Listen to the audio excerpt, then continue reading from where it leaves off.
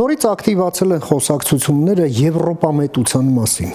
եւ Եվրոպամետ կոչում են այս կամ այն ուժին եւ այլ ուժերին էլ կոչում դրա հակառակը, մինչդեռ այս ամենը ոչ թե ճշմարտությանը մոտեցնում, այլ հեռացնում է ճշմարտությունից։ Հայաստանը պատմականորեն մշակութով իր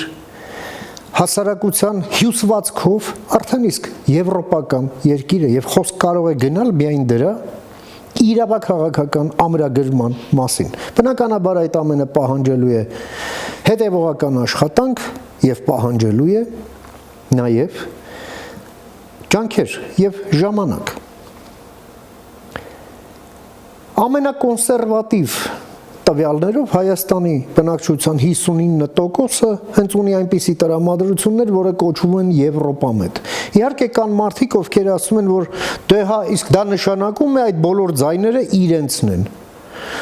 Ձերն էլ են, իհարկե, բայց այնպես չի, որ բոլորն են ձերը։ Այդտեղ եւ իշխանությունը ձայներ ունի, եւ առանձին քաղաքական ուժեր ձայներ ունեն կունենան, եւ այս ամենը խոսակցություն է ոչ մի բանի մասին, որովհետեւ որքան է սա ճիշտ, որքան սխալ, ցույց կտան ուղղակի ընտրությունները։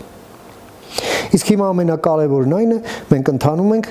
Եվրամիության անդամակցության կուրսով, որի մասին օրենք ունենք, թե չենք ընթանում։ Կան սիմպտոմներ, ըստ որի այո ընթանում ենք, բայց նաև հարցեր կան այստեղ, արդյոք ընթանում ենք։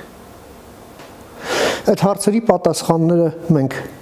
ինքներս ենք ձևավորելու մեր քաղաքականությամբ, մենք որպես հանուն հանրապետության կուսակցություն։